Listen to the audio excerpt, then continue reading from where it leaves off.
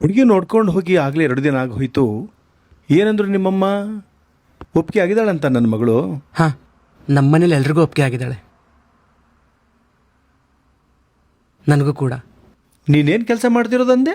ಬ್ಯಾಂಕಲ್ಲಿ ಕೆಲಸ ಮಾಡ್ತಿರೋದು ಅಂತ ಹೇಳಿದ್ನಲ್ಲ. ಗೌರ್ಮೆಂಟ್ ಬ್ಯಾಂಕ್ ಅದು? ಇಲ್ಲ, ಪ್ರೈವೇಟು. ಆದರೆ ಸಂಬಳ ಚೆನ್ನಾಗಿದೆ, 40,000 ಕೊಡ್ತಾರೆ ತಿಂಗಳಿಗೆ. 40,000 ಕೊಡ್ತಾರೆ ನಿಜ.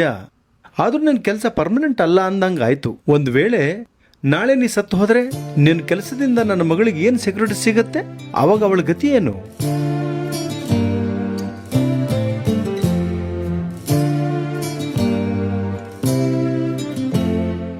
ನೀವು ನಿಮ್ಮ ಮಗಳ ಮದುವೆ ಮಾಡಬೇಕು ಅಂತ ಆಸೆ ಇಟ್ಕೊಂಡಿದ್ದೀರಾ.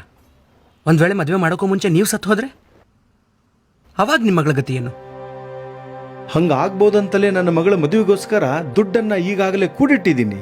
ನಾನು ಇಲ್ಲದೆ ಇದ್ರೂ ಅವಳ ಮದುವೆ ನಡೀತದೆ. ಅಂದರೆ ನಿಮ್ಮ ಕೆಲಸದಿಂದನೂ ನಿಮ್ಮ ಮಗಳಿಗೆ ಸೆಕ್ಯೂರಿಟಿ ಸಿಗಲ್ಲ ಅಂದಂಗಾಯ್ತು. ಅದಕ್ಕೆ ನೀವೇ ದುಡ್ಡು ಜೋಡಿಸಿದ್ದೀರಾ. ಸರ್, ನೀವಿಲ್ಲಿ ನಾನು ಸಾಯೋದ್ರ ಬಗ್ಗೆ ಹೇಳಿದ್ರಿ. ನಾಳೆ ಒಂದು ವೇಳೆ ಹೆರಿಗೆ ಟೈಮಲ್ಲಿ ನಿಮ್ಮ ಮಗಳೇ ಸತ್ತು ಹೋಗ್ಬಿಟ್ರೆ ಅವಾಗ ನನ್ನ ಗತಿ ಏನು? ನಾವು ಅದಕ್ಕೆ ಯಾವ ಶೂರಿಟಿ ಕೇಳಬೇಕು? ಮದುವೆ ಅಂದರೆ ಬರೀ ಹೆಣ್ಣು ಮಕ್ಕಳದ್ದಷ್ಟೇ ಜೀವನ, ಗಂಡು ಮಕ್ಕಳದಲ್ಲ ಅಲ್ವಾ? ಇಲ್ಲಿ ನೀವು ನಿಮ್ಮ ಮಗಳು ಕೊನೆಯವರೆಗೂ ಮುತ್ತೈದೆ ಆಗಿರ್ಬೇಕು ಅಂತ ಆಸೆ ಪಡ್ತಾನೆ ಇಲ್ಲ. ಅವಳು ಗಂಡ ಸತ್ತು ಅವಳು ವಿಧವೆ ಆದ್ರೂ ಪರವಾಗಿಲ್ಲ, ನನ್ನ ಮಗಳು ಸೇಫ್ ಆಗಿರ್ಬೇಕು ಅಂತಿದ್ದೀರಾ. ಅದಕ್ಕೋಸ್ಕರನೇ ಹುಡುಗನ ಹತ್ರ ಇರೋ ಕೆಲಸ, ಬಂಗಾರ, ದುಡ್ಡು, ಆಸ್ತಿ ಇದೆಲ್ಲದ್ರ ಬಗ್ಗೆನೂ ವಿಚಾರಿಸ್ತೀರಾ. ಅದೇ ಅವನ ಗುಣ ಹೆಂಗಿದೆ, ಅವನ ಮನಸ್ಸು ಹೆಂಗಿದೆ ಅಂತ ನೋಡೋದೇ ಇಲ್ಲ. ಜನಕ ಮಹಾರಾಜ ರಾಮನ ಹತ್ರ ಇರೋ ದೊಡ್ಡ ದೊಡ್ಡ ಅರಮನೆಗಳನ್ನ ನೋಡಿ ತನ್ನ ಮಗಳು ಸೀತೆನ ಮದುವೆ ಮಾಡಿಕೊಡ್ಲಿಲ್ಲ.